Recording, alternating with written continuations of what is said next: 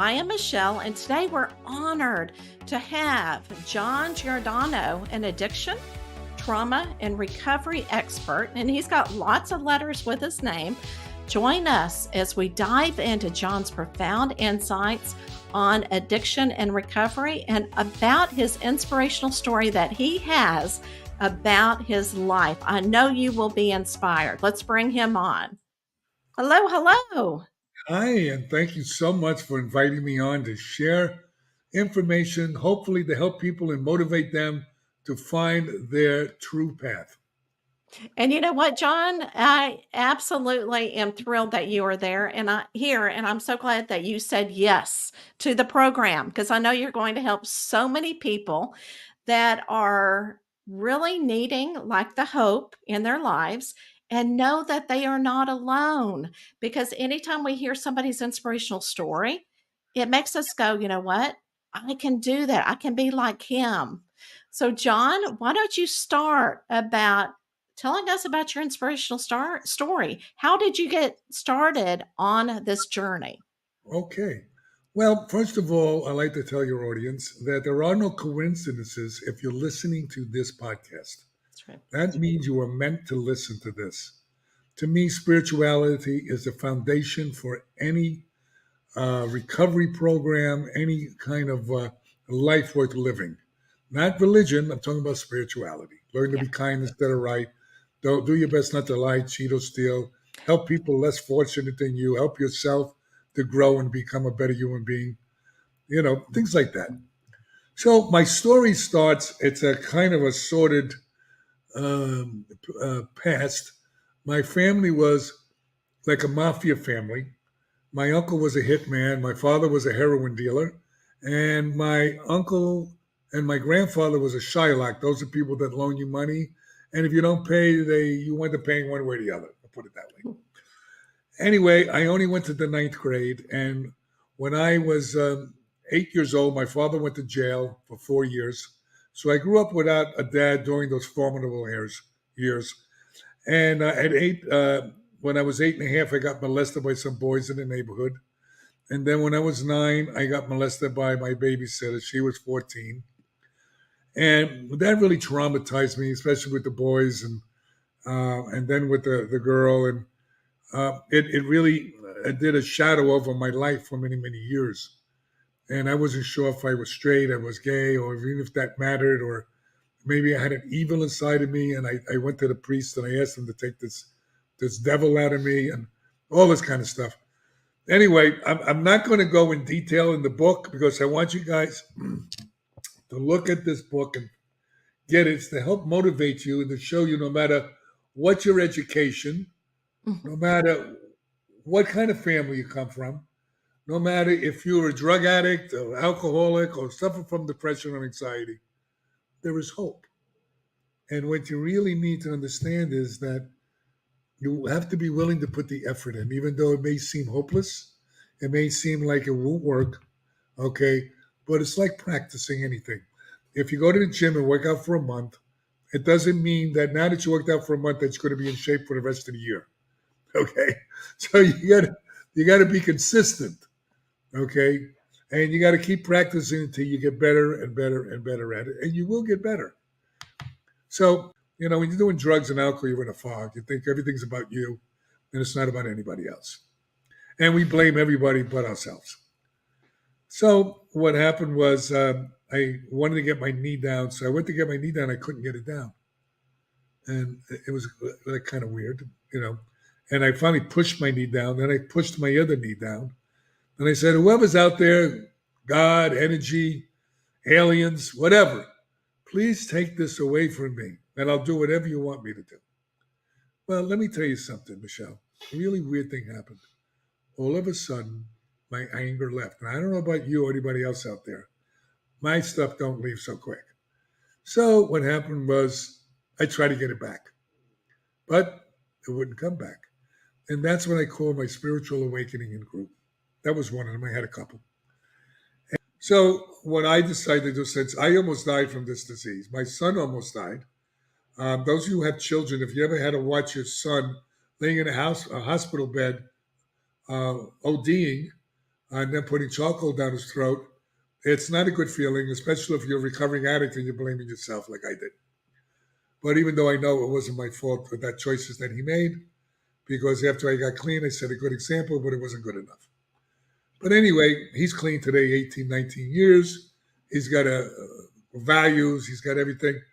But I was blessed. But that doesn't happen with everybody, unfortunately. A lot of Right. kids are dying. So the families, unfortunately, are sicker than the client. And I know people get insulted by that, but sorry, that's what I'm finding out. They're enablers, they're codependents, and some of them are doing drugs, and some of them are non-existing parents, shaming and guilting and that kind of thing, and they don't have good parenting skills. And believe it or not, that rubs off, along with the people in the street that they get information from. So I opened up this treatment center, um, and I changed the way treatment's done, and I'm still doing my best to do that. What people don't understand, depression and anxiety don't just come from psychological. That's a piece of it, but it also comes from your gut, which you can have leaky gut syndrome. Look it up, guys. I don't want you to believe anything I tell you. You can have leaky gut syndrome, H. pylori infection, low testosterone, high testosterone can cause depression and anxiety, hypoglycemia, low blood sugar, closed head injuries can cause depression, anxiety, suicidal ideation, and behavioral problems. So there's a host of things that that we have medically that can cause depression and anxiety. We're not looking at all this as a group of clinicians. We're only looking at one piece of the pie, and it's not working very well because it's a 5 to 8% recovery rate. Now, psychedelics is now coming into the field. And there's people that go, "Oh, that's no good. That's Special K was ketamine and psychedelics. We used to party with that." And yeah, you're right. I used to party with that too. But you see, what you learn about when you do plant medicine, psychedelics, it's your intent. Now, if you have a therapist and you have a proper intent, and you go into this journey, and what that journey's about is it takes you into your psyche. It goes right into your subconscious. And that's what I call the hard drive of the brain. Now, talk therapy deals with the software of the brain. But everything, as we know, it's just like a computer. If you erase your stuff, all right, off your computer, it's on your hard drive. That's why the FBI comes in and checks your hard drive. Okay? So all that stuff that's driving all these behaviors and all those feelings comes from your hard drive. So, but then you need guidance. You need psychedelics, just doing that without therapy, integration therapy, and support, go to self-help groups, doing the work is worthless in my opinion. I'll say why. Okay, now some people may get a lot of help from it anyway, but those are very small numbers. I'm looking at creating more numbers and more impact. And the bottom line, it needs to have therapy along with it. And the proper atmosphere and the proper intent and the proper follow-up care. Otherwise, it's like anything. You have to, if you go to the gym and exercise and think you're going to lose weight, you're making a mistake. Okay, first of all, it's 90% diet, 10% exercise. So people don't understand that. So there's a lot of information out there how things can actually change your life. Yeah, so if somebody is going through and they want help, they're trying to seek help or a family member wants somebody to have help. How do you know which therapy is going to be best for you or a loved one? Well, there's certain therapies that are better than others. It's like certain Yeah, foods are better than other foods. right. Okay. Uh, Personally, NLP, neuro linguistic program, you have cognitive behavioral therapy, you have gestalt therapy, you have what I call TRT. I redeveloped EMDR, which is eye movement desensitization. Reprocessing, that's for trauma that they use. I use that as a foundation, and then I'm also a hypnotherapist, and I also do breath work. So I do a lot of different modalities. I included into this technology that I developed, and I work with our military, people coming back from Iraq, Mhm. Afghanistan. I work with women and men who've been molested, traumatized, raped. I work with police officers that have been in shootings. Um, I'm also a chaplain for the police department. So, I love learning and Mhm. keeping an open mind, Right. and as far as which, it's not about the therapy so much, it's about the therapist that you get a rapport with. Right. Rapport is 99.9% of everything. If you don't connect with somebody, no matter what you're telling them, good or bad, it's not gonna stick. Yeah. And what people don't understand is that you have to put effort in. Nobody's going to fix you. Therapists don't fix you. I don't fix anybody. They fix themselves. All I'm doing is saying, here's a menu. You're in a restaurant. What food would you like? Okay. I'm not cooking it. I'm just showing you what's on the menu. So, and that's basically what therapists need to do. But unfortunately, some therapists want to hold on to clients because, Right. of course, there's money. All right. And I understand that dynamic. But if you really want to help people, try to get them out as quick as you can. Yeah. Let them rely on themselves. The old saying with Jesus, they said instead of him giving fish, he taught him how to fish. And that's the whole thing. So that's what life's really about. It's about finding a God of your understanding and never giving up. And remember, there are no failures in life. There are only lessons.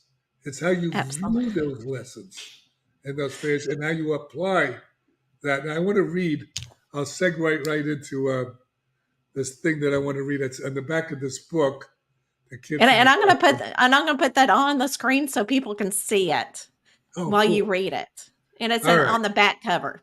Okay. This is the book, The Kid from the South Bronx Who Never Gave Up. Here is my roadmap for positive change. There is one thing in this world, one special lesson, one constant that has guided me through the turbulent waters of life. This infinite rule, which most people know but ignore, or who simply do not follow their life lessons. That is, no matter what, no matter the circumstances, the obstacles, the people that get in our way, or things that slow us down, follow this one simple rule. Never give up on your dreams. Never let go of your passions. And especially, never give up on yourself or a God of your understanding. My name is John Giordano, and I'm a recovering addict who turned $300 into $45 million.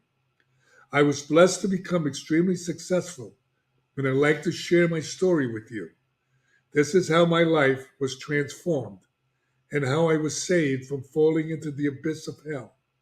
And by following this one rule and learning how to have a life worth living. Right.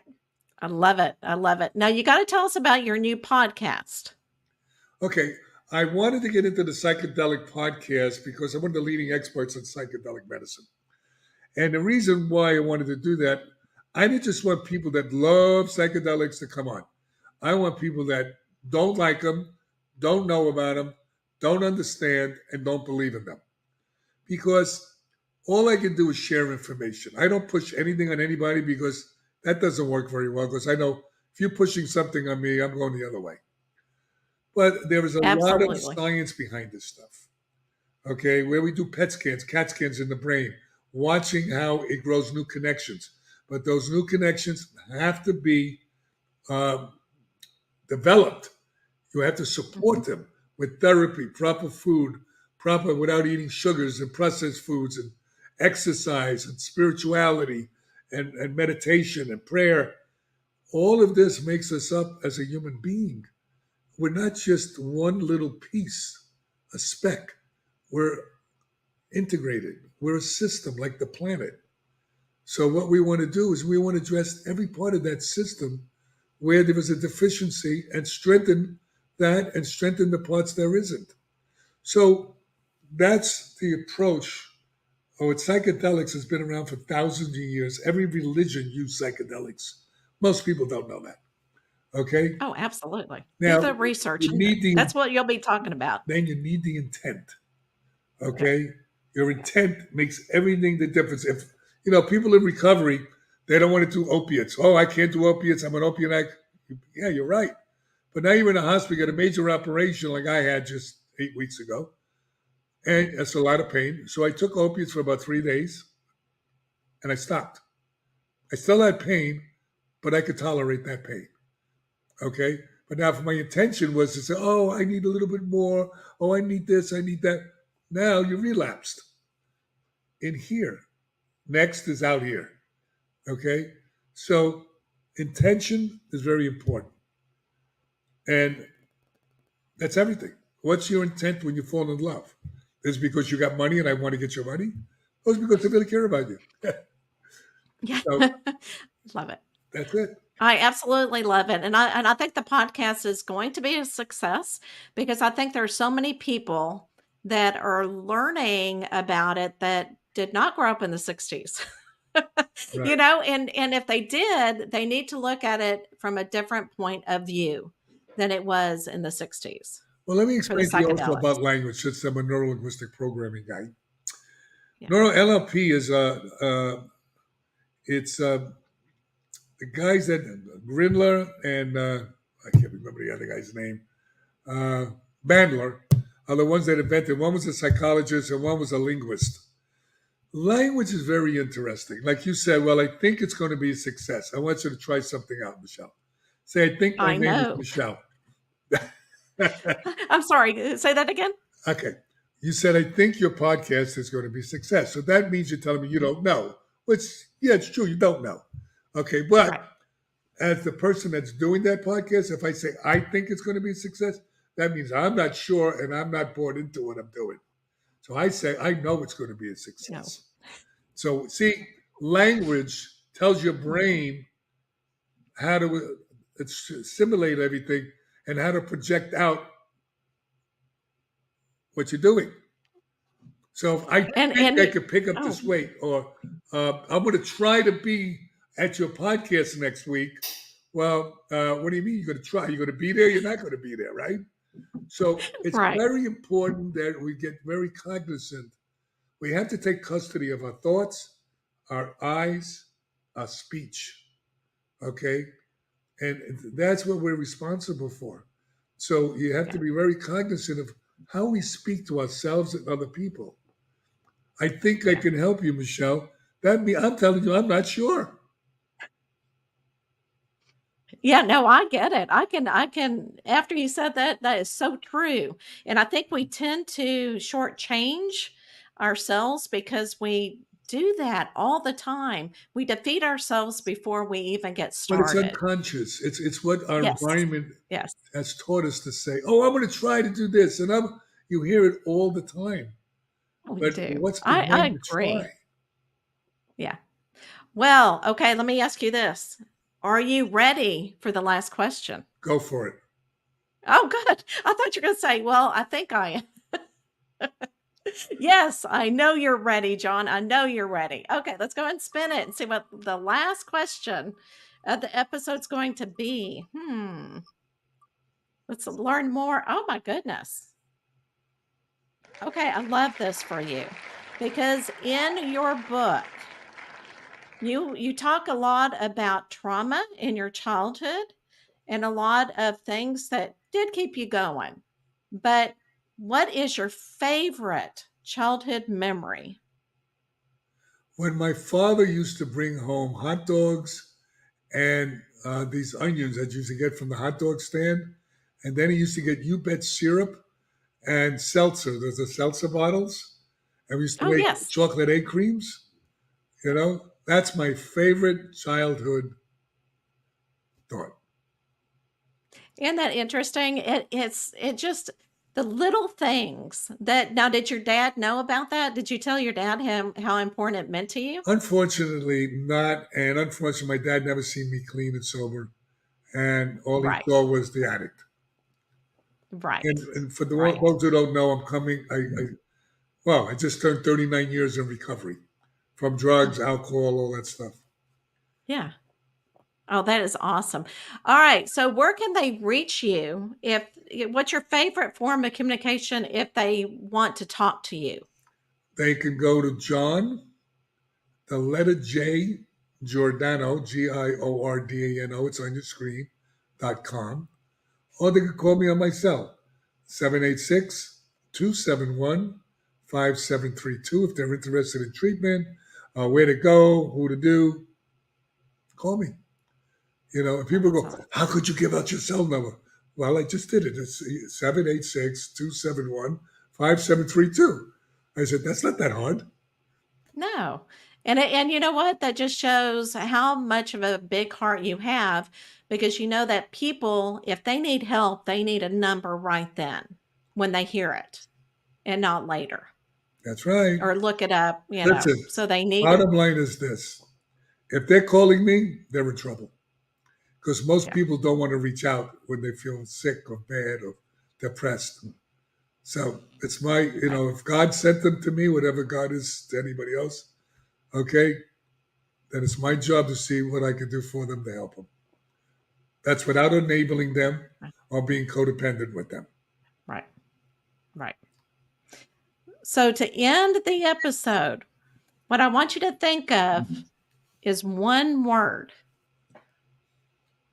to leave people with. Can I do 2 words?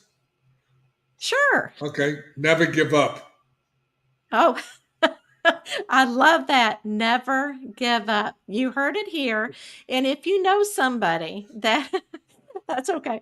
If you know somebody that needs to hear this episode, please share it with them, because there's so many people out there that just don't know where to go and they feel alone and they need to know that there is hope.